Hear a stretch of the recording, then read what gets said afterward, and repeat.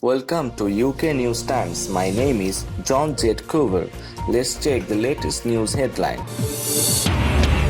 US present COVID-19 infections hit 30,000. Study. 6 dead, 1,000 hospitalized after gas leak at India chemical plant. US ready to recognize Israeli sovereignty in West Bank, Friedman says. Iran expects Europe's new initiative for lifting of US sanctions, wuhan tells Austrian president. That was the headline. We now move on to the news in detail. But before that, there will be a request to like this video. US jails have reported 30,000 cases of COVID-19 among prisoners and guards, according to a research group. The data released on Wednesday by the COVID-19 Behind Bars project of the UCLA Law School show that there are 21,007 confirmed coronavirus cases and 295 days out of the 2 million people incarcerated nationwide.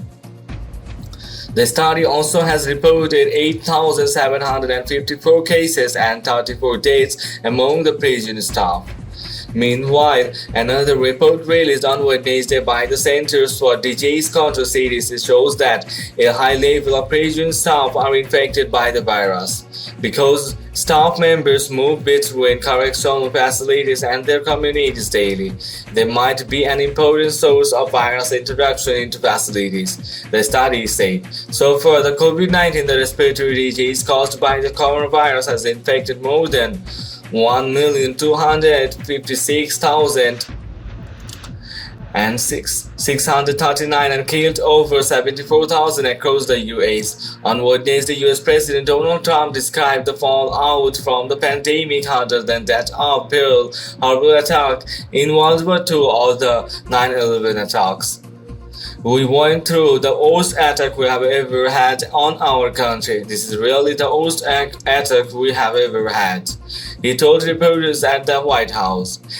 This is worse than Pearl Harbor. This is worse than World Trade Center, he noted.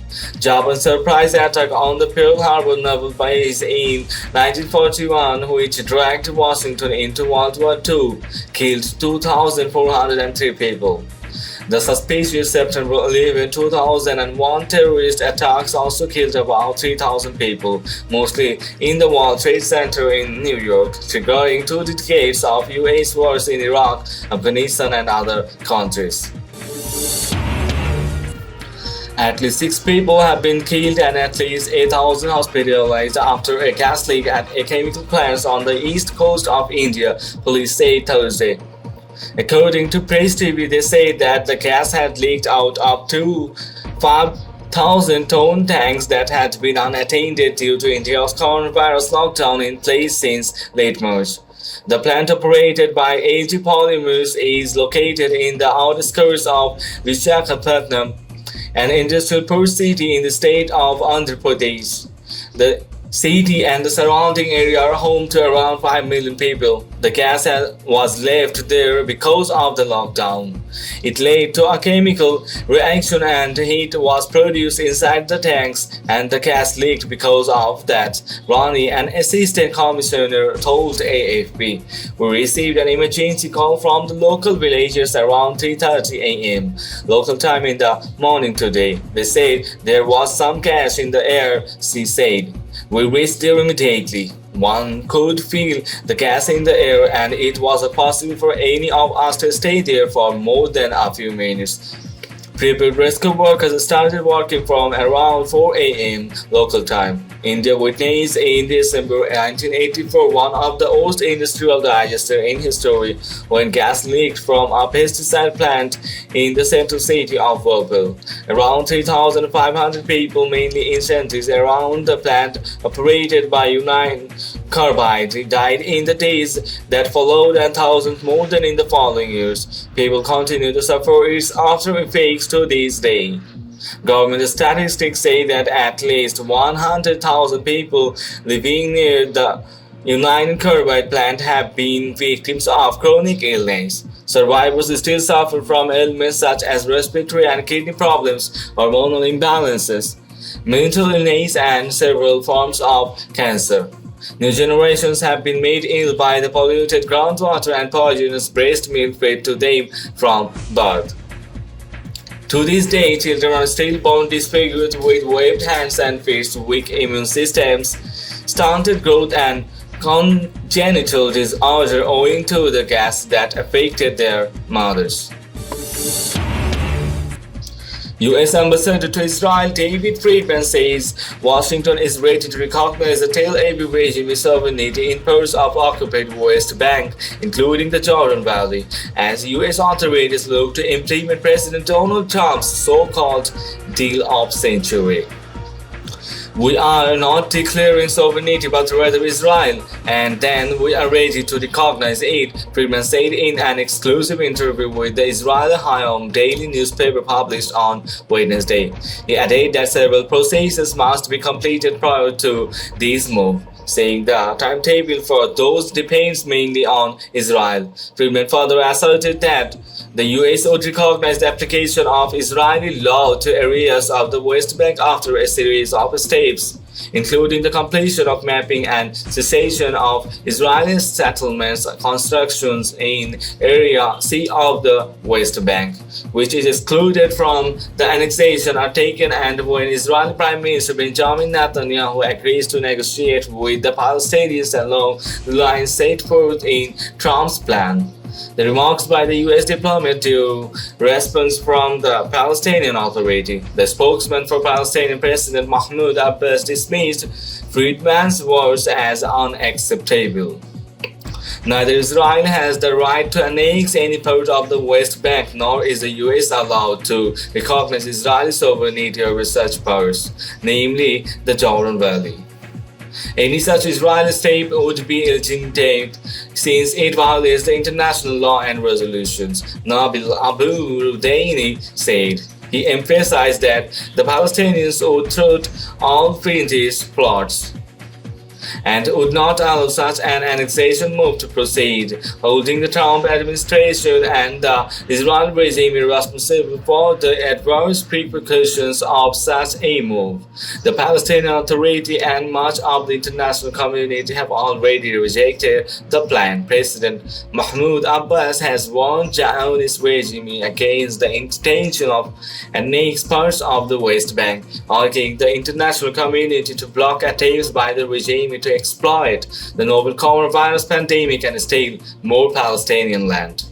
We have informed all international parties that should Israel take this step, we will be absolved of all obligations, agreements, and understandings with Israel and the U.S. administration, he said on Monday in an address to a virtual meeting of the leaders of the non-aligned movement NAM contact group. On April 28, the Palestinian Foreign Minister of Foreign Affairs and Expatriates roundly condemned Washington's readiness to recognize the Israeli regime's annexation of occupied territories. The Iranian and Austrian presidents expressed opposition to the persisting U.S. sanctions, saying the bans constitute an obstacle to provision of medical supplies needed to combat the new coronavirus pandemic gripping the whole world. According to Press TV, speaking on the phone on Wednesday, President Hassan Rouhani and his Austrian counterpart Alexander Van der Bellen stressed the need for comprehensive international cooperation to combat the coronavirus pandemic. They also emphasized that Tehran and Vienna are ready to share their experience and strengthen their joint cooperation with the end. Despite the current difficult conditions amid the fight against COVID-19, Rouhani said the United States paces ahead with its sanctions impeding Iran's efforts to meet its pharmaceutical and medical needs. The U.S. administration strongly opposes even borrowing money from the International Monetary Fund to fight the virus, he added. Europe's activity is of significance as to how to deal with this pandemic, help countries, and end the illegal U.S. sanctions, and I hope we will see a new move and initiative on the part of Europe, Rouhani noted. emphasizing that amid the current global outbreak of the coronavirus, all efforts should be focused on lifting sanctions, resolving differences, and ending conflicts. Rouhani said that Iran seeks peace and stability in the region and expects Europe to put pressure on the Israeli regime to stop its acts of aggression against Syria, Lebanon, and besiege Gaza Strip.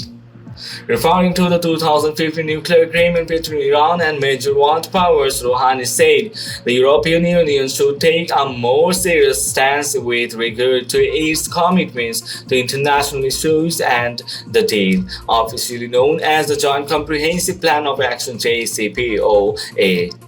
The Austrian president, for his part, said his country and the United Union opposed the US sanctions against Iran and will continue their cooperation with Tehran.